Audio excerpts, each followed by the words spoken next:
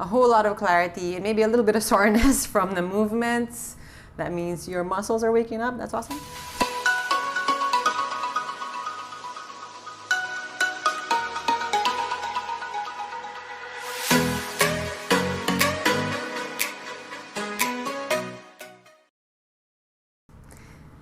Hello! Today we're going to talk about the last two mama movement patterns. Hopefully the last couple of videos gave you a whole lot of clarity and maybe a little bit of soreness from the movements. That means your muscles are waking up. That's awesome. Today we've got your carries and your compound. All right, so carry and compound.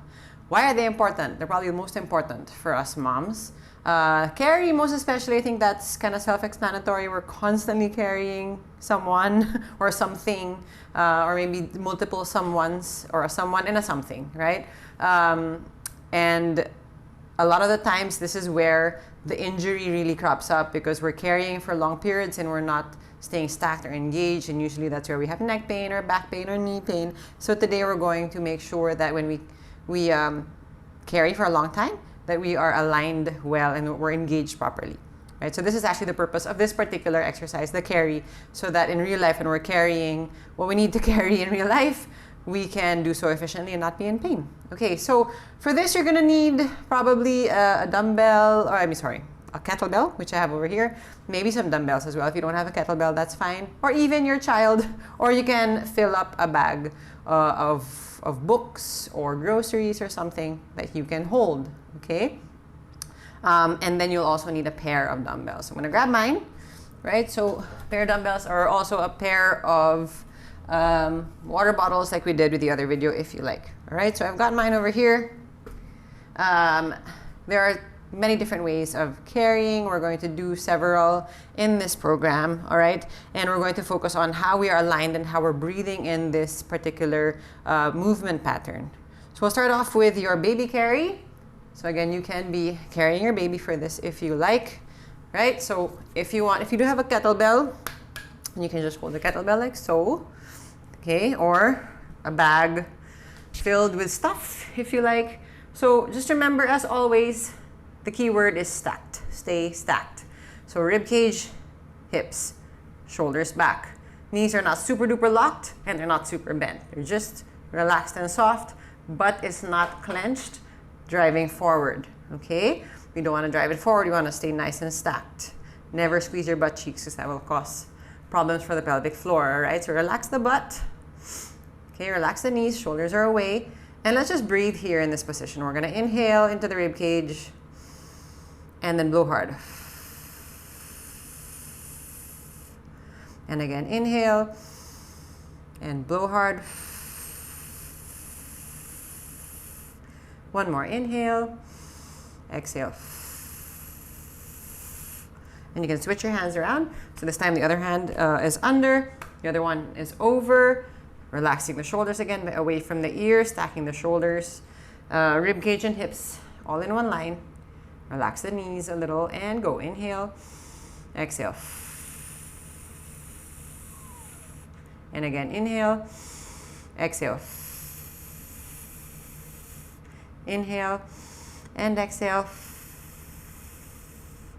And relax. Okay, so if you used your baby for that particular practice just now, you might feel like your body really wants to drive forward because that's the go-to that you've been doing for so long. You carry the baby and automatically you're like this because baby's sitting down, right? So you want to really make sure that you are being mindful and being aware that you're staying stacked. So that's your baby carry.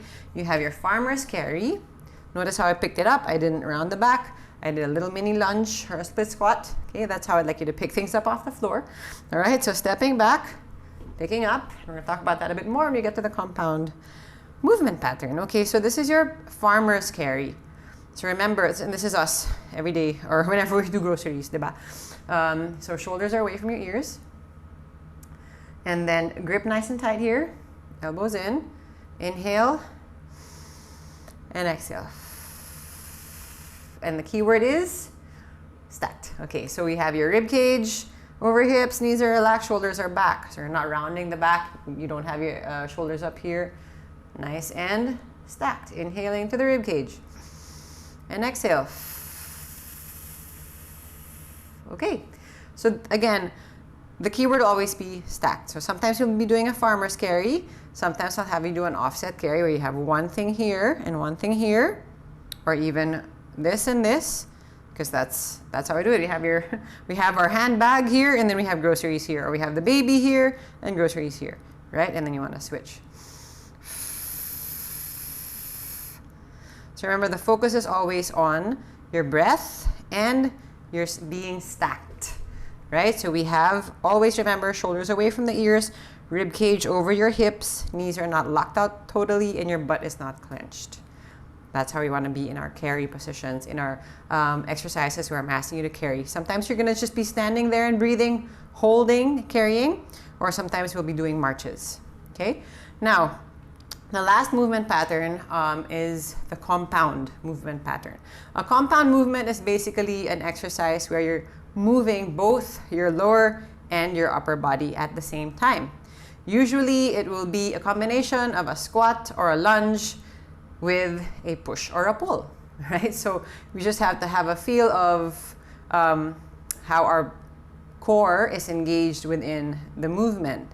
Now remember, if you think back to the video where we're talking about your push and pull and your squat lunge, we were exhaling whenever there was an exertion, or we were exhaling whenever we were moving our arms, or we were flexing the arm, or extending the arm, or depending on the movement. So basically the same for your compound. So let's say, like I did earlier, I picked up from the ground and brought it up to my shoulders, right? So I did a lunge, and then I picked it up, right? So I stayed as stacked as possible here. Okay, I went to my lunge like we did. So 90 degrees in the front and the back, right? I was still stacked. We're still stacked. You have your shoulder, your rib cage, your hip, right? So I'm not rounding. My knees are not forward. So whenever we're performing movements like this, just have a feel of where your knees are, right? Your feet should always be flat, especially if it's something like a lunge like this. Or sometimes I call it a split squat, right? If it's something like this, then you're nice and supported by your foot. It's not lifting, right? And your knees are staying over your foot. And then you're always stacked in this area here. You have your rib cage under your shoulders. Your hips under your rib cage, under your shoulders. And you're picking up. It's still nice and straight. So once again, this is called a hinge, which you're going to be practicing as well. And then you're going to be lifting up. Okay, same thing if it was, let's say, a squat. Sometimes we'll do something like a squat. So that was like a squat, and so that was a lunge and a curl, right? So that was a lunge and a pull. Sometimes we'll ask for a squat and a push. So let's say we're squatting and we're pressing up over the head, right? So if we're doing that, then we're inhaling, we're sitting back, and then we're pressing and we're exhaling. Okay, so once again, just be mindful or just be aware of how your core feels in the movements. Does it feel like only my arms are moving or only my legs are moving? This is disjointed here. Or do you feel like one cohesive unit? If a compound movement feels kind of off, then you can just remove the push-pull aspect of the compound movement. If you feel like, okay, I'm not ready to really add a press to that, you can stick with the squat.